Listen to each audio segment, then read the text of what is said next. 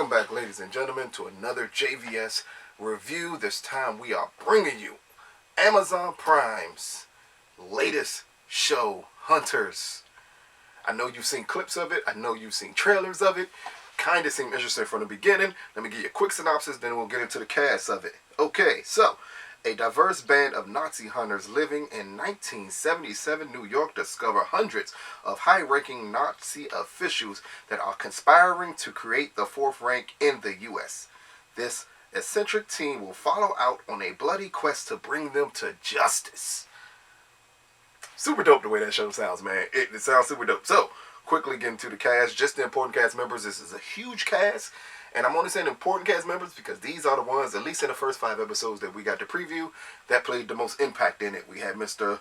Logan Lerman. He plays Jonah, the central character of this show. We have Jakira Hilton. She plays FBI detective Millie Morris. Then we have Mr. Al Pacino. He plays Al Pacino. I know that sounds weird for me to say Al Pacino plays Al Pacino, but if you ever seen Al Pacino act, you know exactly what I mean by Al Pacino plays Al Pacino. But this one, his name is Meyer Offerman. He is like the architect of everything that's going on in this show. Then we have Mr. Greg Austin, who is, I want to say kind of, at least at the beginning, the main bad guy on this show. Then we have Mr. Dylan Baker. He is also a bad guy on this show. Now, again, I said it's a huge cast. It's so many more people I can name, but none of them are to the forefront of these characters that I just named. All these characters are the key essential characters of this show. So, the show starts off with a bang. First episode, within the first 5 minutes, you think you're going to get hooked. I thought I was going to get hooked in the first 5 minutes of the first episode. It is as pulp fiction-y, 70s grindhouse as humanly possible at the beginning. And then it's not. And that could be the issue with it. At times, the show, it seems it doesn't know exactly what it wants to be. When we have Logan on the screen, his innocent, doughy boy type facial expressions reminded me a lot of The Boys. And I cannot right now think of the lead character of The Boys, not of the superheroes, but the main central person of that storyline. That's who Logan plays in Hunters. It's literally, to me, the exact same character.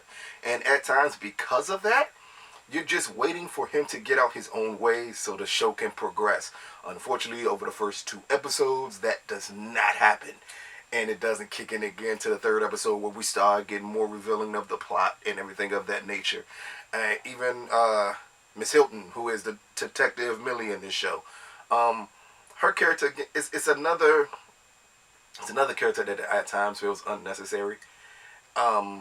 She's just the cop who's trying to discover the conspiracy to unwrap everything. And if you've seen 1 or 2 or 100 cop shows, you know this cop to the T. It is not that interesting of a character. She is really good in the role, but it's like you're waiting for this character to build momentum, and that's a going theme in this show, is you're waiting for it to build momentum. Al Pacino is Al Pacino. That's the best way to put it. I don't care what role you put him in, Al Pacino will always be Al Pacino, and he acts like Al Pacino. There's nothing else to say here. Like, I don't, you can't expound on it anymore that this is Al Pacino with a bad accent. I mean, in all honesty, like, I haven't heard him have this bad of an accent since Scarface, but I think it fits with the theme of the show. It's very Pulp Fiction-y type of show. Again, it's a grindhouse 70s type of show, so I don't mind his accent. I can overlook his accent not being perfect because, in this type of format, I wouldn't want it to be perfect. Then you have Mr. Greg Austin, who, as the main bad guy in the first 5 episodes, is amazing. He is the scene stealer of this show.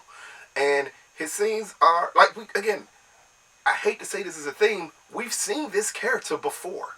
Like, this character exists in lots of shows that are in this vein, but his execution of it is so good, so great. Man, it's something you gotta see. It's extremely violent and extremely bloody whenever he gets on screen. That's the best way to put it. And then we have Mr. Dylan Baker, who is, like, done everything under the sun, in all honesty. Once you see him, you may not have known his name, but once you see him, you know what you're going to get out of his performance. Again, he kicks off the show perfectly, and then his character like has tempos to it, and that's weird because he's the only character that really does. But when he evens out a little bit more, and the comedic timing of his character kicks in, it's great. So what I'm basically saying so far in the first 5 episodes of this show is that the villains shine and the heroes don't. So let's quickly get into a couple of storylines, not giving away too much information on this show. So the show is strictly about a group of Nazi hunters trying to hunt down Nazis. That's the key part of the show. Jonah, who we get introduced to in the first episode, through tragic circumstances, he becomes a member of this said team. This team, and the way they do the format over the first 5 episodes, is really like a Monster of the Week format. Every week you get introduced, or every episode you get introduced to a new Nazi. A new grim beginning of how this person has come to fruition to be the horrible person that they are is shown, and then they just go through the formats of hunting this person down. Again, it's a very much a procedural Monster of the Week format that they go with for this show. I think it hurts this show because I would have preferred, especially for this type of streaming show, an overarching storyline. I didn't really need the Monster of the Week format that they go with here. Granted, if you like that type of thing, you may get hooked on it, but for a person like me, and me knowing that it's a streaming show, I kind of worry at times when we get to the Monster of the Week format at times. It can really derail the show if it's not done 100% on the money, and this one isn't done 100% on the money, and that kind of explains why it took 3 episodes for us to get to the point and the crux of caring more about these characters.